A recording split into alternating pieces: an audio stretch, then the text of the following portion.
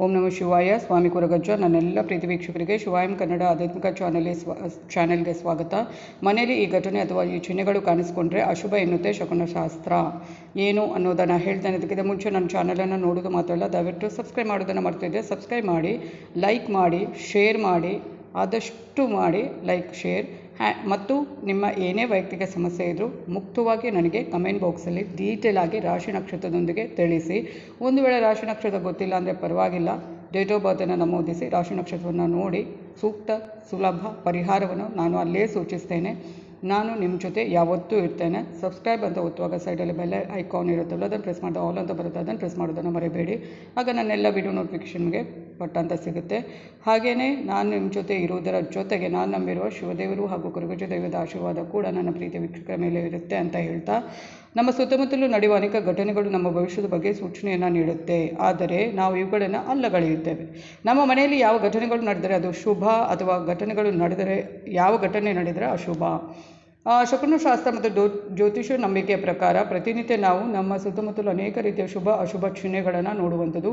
ಈ ಸೂಚನೆಗಳು ಗೋಚರಿಸಿದರೂ ನಾವು ಕೆಲವೊಮ್ಮೆ ಅವುಗಳನ್ನು ಅಲ್ಲಗಳೆಯುತ್ತೇವೆ. ವಾಸ್ತವವಾಗಿ ನಾವು ನಿರ್ಲಕ್ಷಿಸುವ ಶುಭ ಅಶುಭ ಚಿಹ್ನೆಗಳು ನಮ್ಮ ಭವಿಷ್ಯದ ಬಗ್ಗೆ ಸುಳಿವನ್ನು ನೀಡುವಂಥದ್ದು. ಅಂತಹ ಶುಭ ಅಶುಭ ಸೂಚನೆಗಳು ಯಾವುವು? ಕೆಂಪು ಇರುವೆಗಳು. ನಿಮ್ಮ ಮನೆಯಲ್ಲಿ ಇದ್ದಕ್ಕಿದ್ದಂತೆ ಬಹಳಷ್ಟು ಕೆಂಪು ಇರುವೆಗಳು ಹೊರ ಬಂದರೆ, ಅಂದರೆ ದೊಡ್ಡ ದೊಡ್ಡ ಕೆಂಪು ಇರುವೆ ಇರುತ್ತಲ್ವ, ಚಿತ್ರದಲ್ಲಿ ನೋಡ್ಬೋದು. ಆ ಥರ ಕೆಂಪು ಇರುವೆ ಬಂದರೆ ಅದು ಭವಿಷ್ಯದಲ್ಲಿ ವಿವಾದ, ರೋಗ, ಹಣದ ನಷ್ಟ ಸಾಧ್ಯತೆ ಇದೆ ಅನ್ನೋದನ್ನು ಸೂಚಿಸುವಂಥದ್ದು. ಅದೇ ಕಪ್ಪು ಇರುವೆಗಳು ನಿಮ್ಮ ಮನೆಯಲ್ಲಿ ಕಾಣಿಸ್ಕೊಂಡ್ರೆ ಅದನ್ನು ಶುಭದ ಸಂಕೇತ ಅಂತ ಪರಿಗಣಿಸಲಾಗುತ್ತೆ. ಆದರೆ ಕೆಂಪು ಇರುವೆ ಅಶುಭದ ಸಂಕೇತ. ಒಣಗಿದ ತುಳಸಿ. ಸಡನ್ನಾಗಿ ತುಳಸಿ ಒಣಗಲಿಕ್ಕೆ ಆಗುತ್ತೆ. ತುಳಸಿ ಗಿಡ ಕಟ್ಟೆಯಲ್ಲಿ, ಅದು ಕೂಡ ಅಶುಭ. ನಿಮ್ಮ ಮನೆಯಲ್ಲಿರುವ ತುಳಸಿ ಗಿಡ ಇದ್ದಕ್ಕಿದ್ದಂತೆ ಹಠಾತ್ತನೆ ಒಣಗಿದ್ದರೆ ಅದು ಭವಿಷ್ಯದಲ್ಲಿ ಏನಾದರೂ ಕೆಟ್ಟ ಘಟನೆ ಸಂಭವಿಸುವುದು ಅನ್ನೋದನ್ನು ಸೂಚಿಸುವಂಥದ್ದು. ಒಂದು ವೇಳೆ ತುಳಸಿ ಒಣಗಿದರೆ ಅದನ್ನು ತಕ್ಷಣ ಬದಲಾಯಿಸಬೇಕು. ಒಣಗಿದ ತುಳಸಿ ಸ್ಥಳದಲ್ಲಿ ಹೊಸ ಹಸಿರು ತುಳಸಿ ಗಿಡವನ್ನು ತಂದು ನೆಡಬೇಕು. ಅದು ಕೂಡ ನಾನು ಇನ್ನೊಂದು ಹೇಳ್ತೇನೆ, ಇದೊಂದು ಟಿಪ್ ಅಂತಲೇ ಅಂದ್ಕೊಳ್ಳಿ. ತುಳಸಿ ಗಿಡ ಏನಾದರೂ ನೀವು ನೆಡುವುದಾದರೆ ಶನಿವಾರದ ದಿನ ಬೆಳಗ್ಗೆ ಹೊತ್ತಿನಲ್ಲಿ ಅದನ್ನು ಒಂದು ಅಲ್ಲ ಎರಡು ತುಳಸಿ ಗಿಡವನ್ನು ಒಟ್ಟಿಗೆ ನೆಡಬೇಕು. ಅದು ಕೂಡ ಮನೆಯ ಯಜಮಾನ, ಅಂದರೆ ಗಂಡಸು ಯಾರಿರ್ತಾನೆ ಮನೆಯ ಯಜಮಾನ, ಅವರು ನೆಡಬೇಕು, ಹೆಂಗಸರಲ್ಲ. ಆ ಥರ ಎರಡು ಗಿಡವನ್ನು ಒಟ್ಟಿಗೆ ನೆಡುವಂಥದ್ದು, ಒಂದು ಗಿಡ ಅಲ್ಲ. ಇದೊಂದು ಟಿಪ್ ನಿಮಗೆ. ಹಾಗೆಯೇ ಶನಿವಾರದ ದಿನ ಬೆಳಗ್ಗಿನ ಹೊತ್ತಿನಲ್ಲಿ ಗಂಡಸು, ಅಂದರೆ ಮನೆಯ ಯಜಮಾನ ನೆಡಬೇಕು.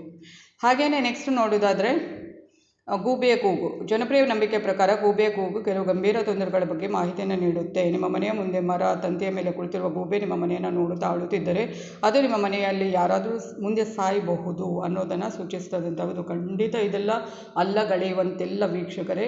ಇದು ಕೆಲವರಿಗೆ ಅನುಭವ ಆಗಿರ್ಬೋದು. ಮುಂದೆ ನೀವು ಈ ಥರ ಏನಾದರೂ ಕಾಣಿಸ್ಕೊಂಡ್ರೆ ಅದರ ಬಗ್ಗೆ ಜಾಗರೂಕರಾಗಿರಿ. ಕೀಟ ಪತಂಗಗಳು. ಮನೆಯಲ್ಲಿ ಇಲಿ, ಹುಳು, ಪತಂಗ, ಚಿಟ್ಟೆ, ಜೇನುನೊಣ, ಗೆದ್ದಲು, ಸೂಕ್ಷ್ಮ ಕೀಟಗಳು ಹಠಾತ್ತನೆ ಕಾಣಿಸ್ಕೊಳ್ಳೋದು ದುರಾದೃಷ್ಟದ ಸೂಚಕ, ಅಂದರೆ ಸಡನ್ನಾಗಿ ಕಾಣಿಸ್ಕೊಳ್ಳುವಂಥದ್ದು. ಇವುಗಳು ನಿಮ್ಮ ದುರಾದೃಷ್ಟದ ಸೂಚನೆಯನ್ನು ಕೂಡ ನೀಡುವಂಥದ್ದು.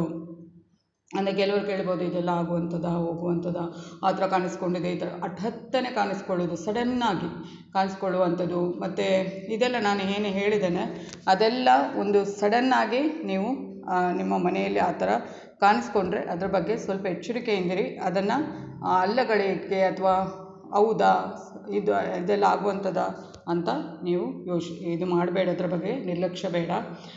ವಸ್ತುಗಳು ಒಡೆದು ಹೋಗೋದು. ಕನ್ನಡಿ, ಹಾಸಿಗೆ, ಆಸನ, ಕುರ್ಚಿ, ಮೇಜು ಇದಕ್ಕಿದ್ದಂತೆ ಹಾಗೇ ಒಡೆದರೆ ಅದು ನಿಮಗೆ ಕಾಡಲಿರುವ ದುರಾದೃಷ್ಟ ಹೇಳುವಂಥದ್ದು.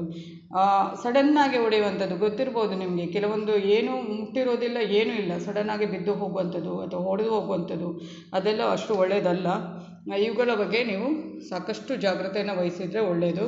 ಅದೇ ನಾನು ಹೇಳಿದ್ನಲ್ಲ, ತುಳಸಿ ಗಿಡವನ್ನು ನಾನು ಇನ್ನೊಂದು ಸಲ ಹೇಳ್ತಾ ಇದ್ದೇನೆ.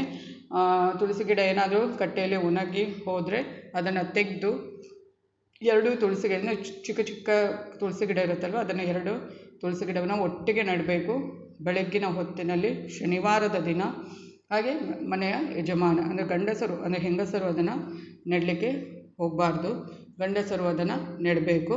ಅದರ ಬಗ್ಗೆ ಸ್ವಲ್ಪ ಗೊತ್ತಿಲ್ಲ ಅಂದರೆ ಮುಂದಿನ ದಿನಗಳಲ್ಲಿ ಅದರ ಬಗ್ಗೆ ಅದನ್ನು ನೆನಪಿಟ್ಕೊಂಡು ಆ ಥರ ಮಾಡಿ. ಇದೆಲ್ಲ ಒಂದು ಚಿಹ್ನೆಗಳು, ಏನು ಈ ಘಟನೆಗಳು ನಮ್ಮ ಮನೆಗೆ ಅಷ್ಟು ಒಳ್ಳೆಯದಲ್ಲ. ಹಠಾತ್ತನೆ ಅಂದರೆ ಸಡನ್ ಆಗಿ ಏನೂ ಆಗುತ್ತಲ್ವ, ಅದರ ಬಗ್ಗೆ ನಾವು ಸ್ವಲ್ಪ ಜಾಗರೂಕರಾಗಿದ್ದರೆ ಒಳ್ಳೆಯದು. ಈ ಥರ ತುಂಬ ವೀಡಿಯೋಸ್ ಹಾಕ್ತಾನೇ ಇರ್ತೇನೆ, ಆಧ್ಯಾತ್ಮಿಕಕ್ಕೆ ಜ್ಯೋತಿಷಕ್ಕೆ ಸಂಬಂಧಪಟ್ಟ ಇಂಥ ವೀಡಿಯೋ ಬೇಕಿದ್ದರೆ ಏನು ಮಾಡಬೇಕು, ನನ್ನ ಚಾನಲ್ನ ಸಬ್ಸ್ಕ್ರೈಬ್ ಮಾಡೋದನ್ನು ದಯವಿಟ್ಟು ಮರಿಬೇಡಿ ಅಂತ ಹೇಳ್ತಾ ಧನ್ಯವಾದಗಳು.